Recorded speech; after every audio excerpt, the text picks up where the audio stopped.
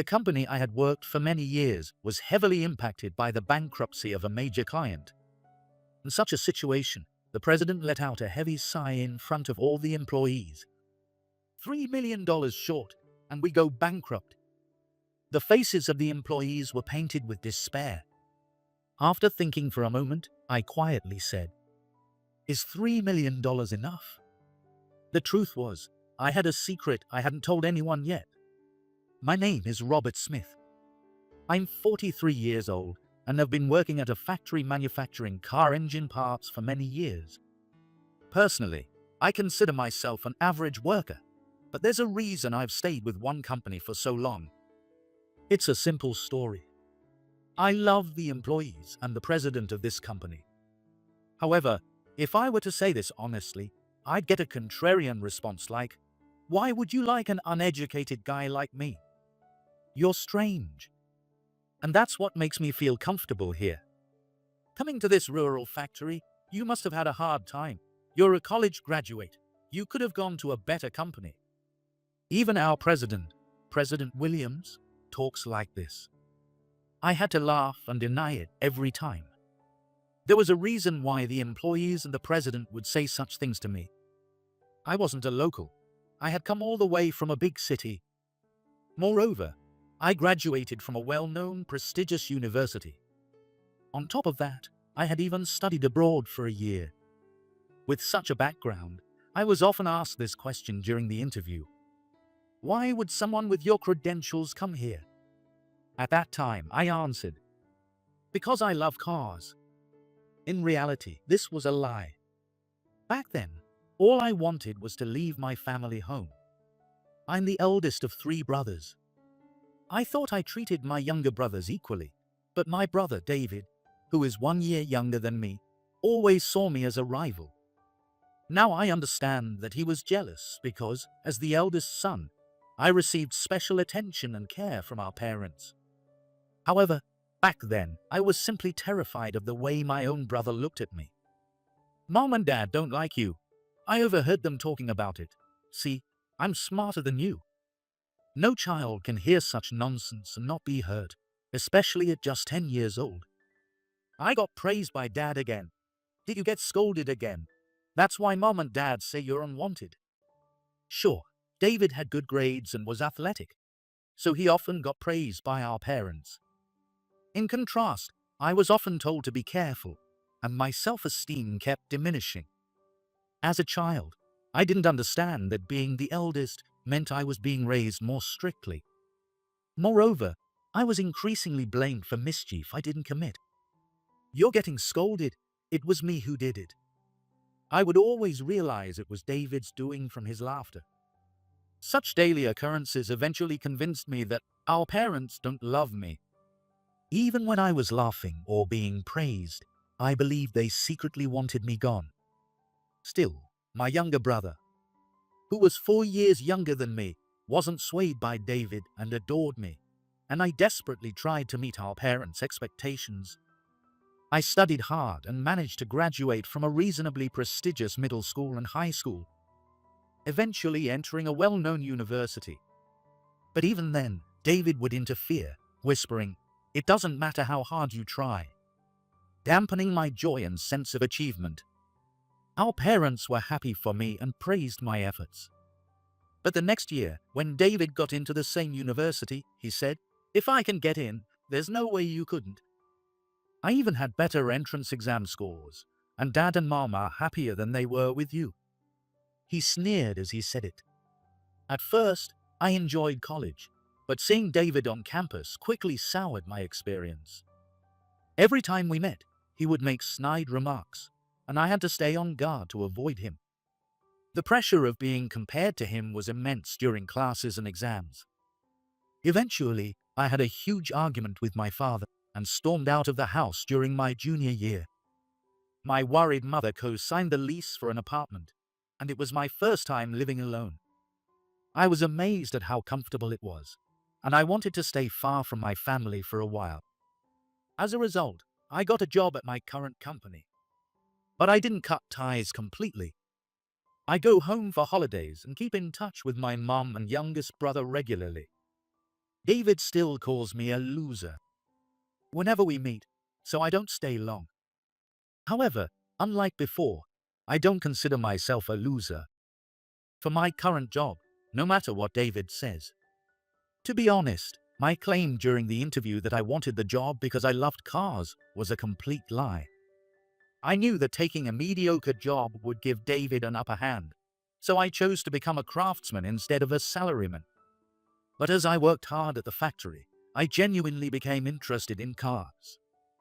Moreover, this company also makes engine parts for ships, albeit in small numbers, and I got so hooked that I started studying it on my own. I was proud to be making the essential heart of something that drives. I believed, without any real reason, that I would work with the current employees and President Williams until I retired. But life rarely goes as planned. Hey, everyone, gather around. During the lunch break, the factory, usually filled with the loud sounds of big machines, was silent. In the quiet, the president called the employees, who were resting in the break room, to gather. His usual calm demeanor was gone, replaced with tension. The employees, sensing something was off, looked at each other and then gathered around the president. Listen calmly, A Industries has gone bankrupt. What, A Industries? Despite the president's warning, the break room buzzed with chatter. Industries was our biggest client. They always placed large orders, making each transaction significant. Recently, they had started manufacturing ships, strengthening their relationship with us. Everyone thought we were secure because of this. We don't have all the details yet, so this is just a guess. But it seems like their new shipbuilding venture didn't go well. The large investment likely caused a rapid decline. No way. Everyone exchanged glances. As you all know, we just delivered ship engine parts recently and haven't collected the receivables yet. Moreover, considering we won't get any more orders from A Industries, honestly, our situation is quite severe. No one said a word. The meeting ended, and everyone returned to their breaks, but it was clear from their faces that no one could relax. In the afternoon, we tried to focus on our work, but as soon as the workday ended, everyone was talking about A Industries again. I left the office that day with a heavy heart. The next day, the president, looking more somber than ever, said, "Unfortunately, we might be done for." No one was surprised by these words anymore. They just hung their heads and stared at the floor. We've been operating on a shoestring budget. Considering our payables and the loans from financial institutions, there's no way we can continue. Unable to bear the silence, I spoke up. How much do we need to keep the business running? Yeah, if cutting bonuses would help, we could even wait a month for our paychecks. One employee offered. He had a wife and children. He likely thought that sacrificing his pay and bonus was better than trying to find a new job at almost 50. However, the president shook his head. $3 million. And with that, he dashed any faint hope. We're not just short $3 million now. Even if we sell various machines and downsize the business, we would still be $3 million short. $30 million, an astronomical figure. It was beyond the level of cutting bonuses or delaying paychecks, so everyone fell silent. But no one cared more about this company or wanted it to survive more than the president. He muttered weakly, almost to himself, "Short $3 million and we go bankrupt." At that moment, a spark of determination ignited in my chest. Until now, I had always compared myself to my brother, developing a strong aversion to competition and comparison. But now, a fighting spirit ignited within me. I had never felt such a burning desire before. And before I knew it, I spoke up. Is $3 million enough?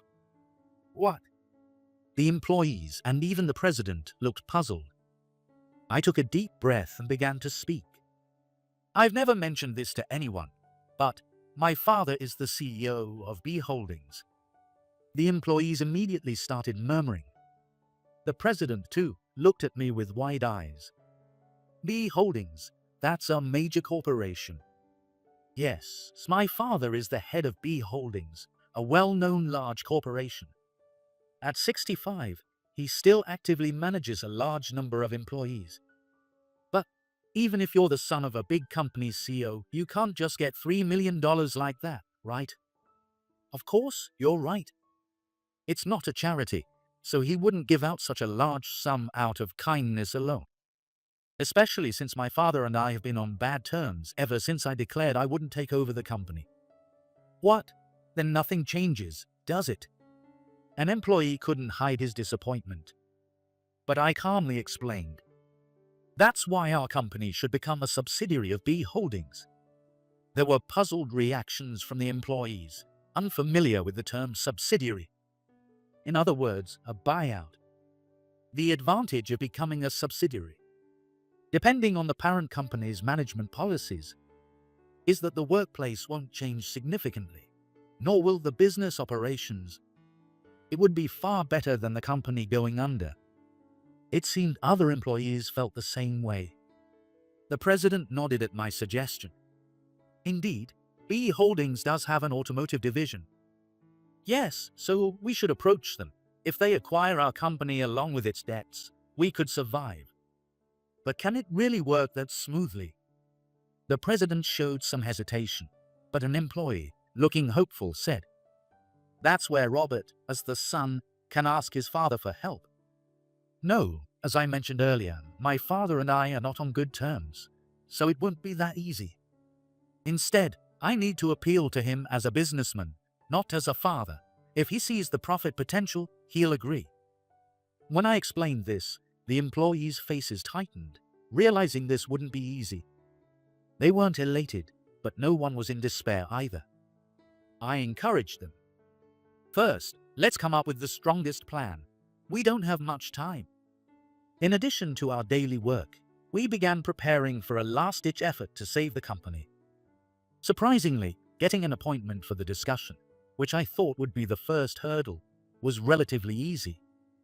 Of course, we had to travel to the city and adjust to their schedule, but that was fine. Hiring a mediator to help us paid off. If an unknown small company suddenly asked a big company's CEO to buy us out, we'd likely be turned away at the door. So we decided it was worth spending our own money to hire a professional for that part of the process. Things had gone smoothly up to this point, but I had no idea how my father or David felt about me being one of the representatives. While all our communication was businesslike over the phone, I couldn't read their true feelings. I was nervous as the day approached. Entering a towering building, I approached a reception desk unlike anything we had at our workplace and stated my identity and purpose. All of this was unfamiliar to me. It was David who came down to the first floor to meet us. "Welcome. Thank you for coming all this way." While smiling politely, David leaned in and whispered to me, "Did you come all this way just to embarrass yourself? Nice try, loser." Wearing a nice suit, expensive cologne, and looking down on me, David seemed quite pleased with himself. He clearly looked down on me and the president in our cheap suits. But my focus today wasn't on David. Ignoring his words, we walked into the conference room. Inside were senior executives and, of course, my real father, President Smith. A wave of nervousness washed over me. However, seeing President Williams even more visibly nervous than I was helped me relax a bit. President Williams, well-liked and well-connected in our rural community, had never done a presentation before at the age of 58. David had a mocking smile on his face, but my father did not. "Thank you for coming all this way. Please have a seat." He greeted his head politely, even smiling at us. It was the first time I faced him as a business partner. With a strange feeling, I began the presentation. I distributed the materials and explained our business, main clients, revenue, and the benefits of becoming a subsidiary as concisely as possible. However, the reactions from David, my father, and the executives were lukewarm. It wasn't a complete dismissal, But we needed something more to truly capture my father's interest. I glanced at President Williams. He returned my look with a strong, determined gaze. I nodded slightly. President Smith, you have an interest in the shipbuilding industry, don't you? This was our last card to play. The moment I mentioned shipbuilding, my father's eyebrows twitched. That's correct. The market is currently expanding, and most of the parts procurement and employment are domestic. It's essentially a community-based industry. Yes, that's true. Our strength lies in our existing know-how and our local network. We have connections with various local businesses across different industries, and you can make all of that yours. The biggest advantage of an acquisition is that you gain an existing business with established know-how and machinery. While we could have focused solely on automotive parts, I knew my father had an interest in shipbuilding. I decided to leverage that interest.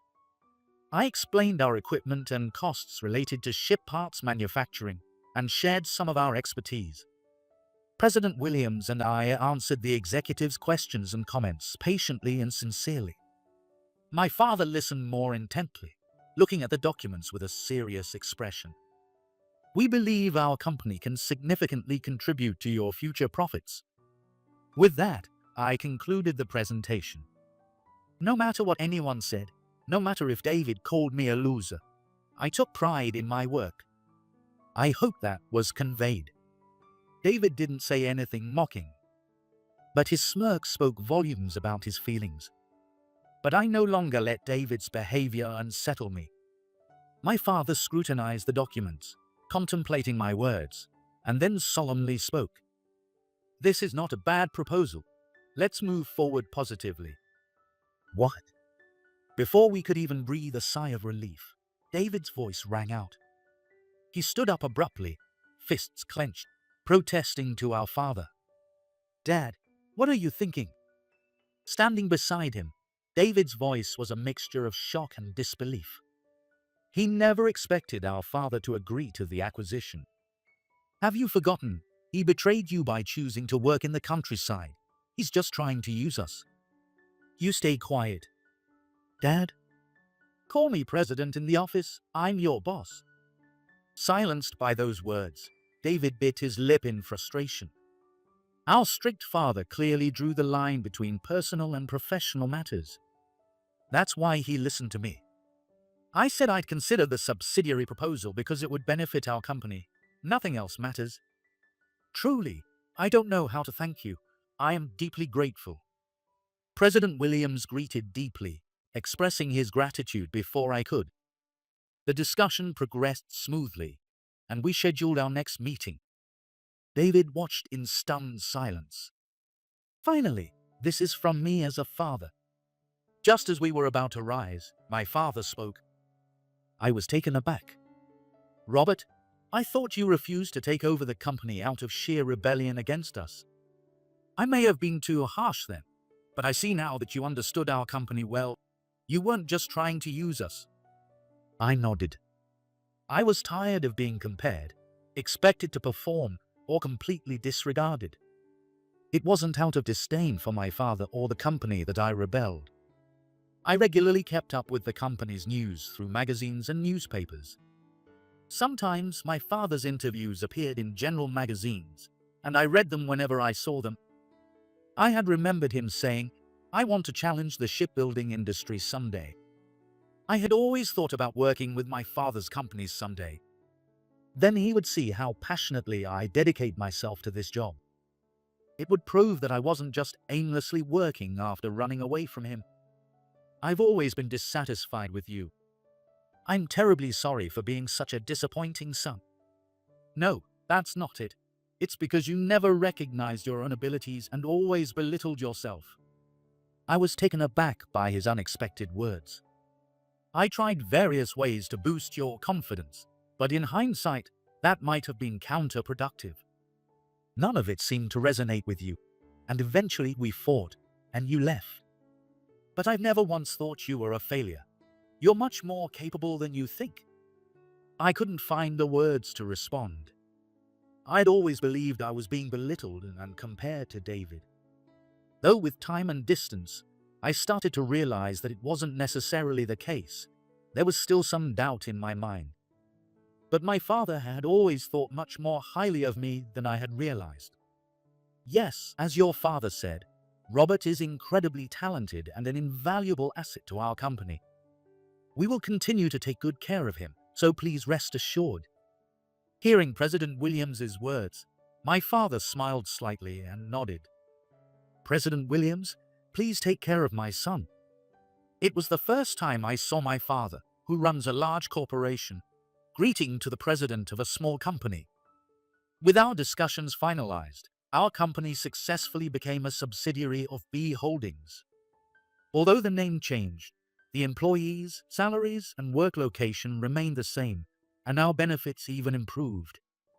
The employees were enthusiastic and worked harder than ever, seizing this new opportunity. But then, something unbelievable happened to me. Hey, what did you tell Dad? One day, David called me, yelling from the moment I answered. I had no idea what he was talking about. What are you talking about?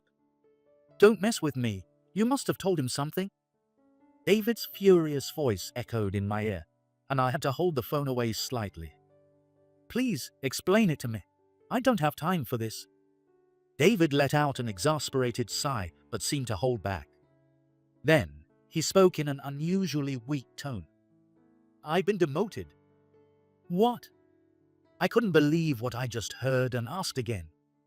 David was supposed to be the executive director. He told me that since I wasn't taking over the company, it was common knowledge that he would be the next president. Yes, I've been demoted. I don't get it at all. Are you serious, you? Damn it. Did you say something to Dad? David seemed to suspect me, but I hadn't said anything.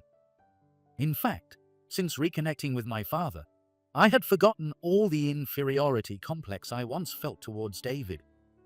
There must be a reason for the demotion. What did Dad say?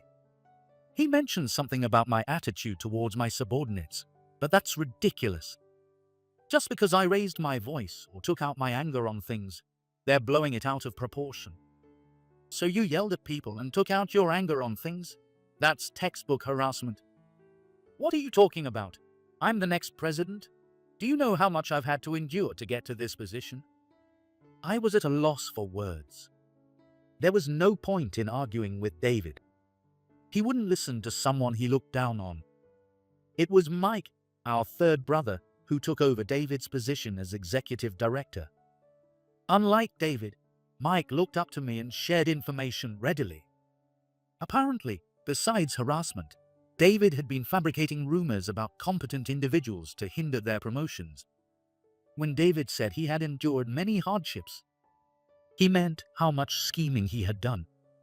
A few years after this dramatic turnaround, Mike eventually became the CEO of B Holdings. We continued to maintain good relationships within the company. Our subsidiary thrived with every employee working diligently and sincerely. Man, there were times I wasn't sure we'd make it, but it's almost been 5 years since then. I'm really grateful to you, Robert. Hearing this after work, while everyone was packing up to leave, made me a bit embarrassed, and I scratched my head. I just wanted to give back, President Williams. You and everyone else taught me so much. Come on, don't get all fancy on us. You won't get anything from us. The employees laughed heartily. I joined in the laughter. Hey, how about we all go out for drinks to celebrate our 5-year anniversary? It's a special occasion, and it's on me. Really, President, you're so generous. The atmosphere suddenly became lively. Everyone's eyes were shining with excitement, as if they hadn't just finished a full day of work. Thank you, President. We'll take you up on that. Robert is our biggest contributor. Order some good beer. All right, let's get the most expensive beer by the bottle. You guys can settle for the cheap stuff. We exchanged banter and laughed together. It took a long time, but now I can proudly say, this is where I belong.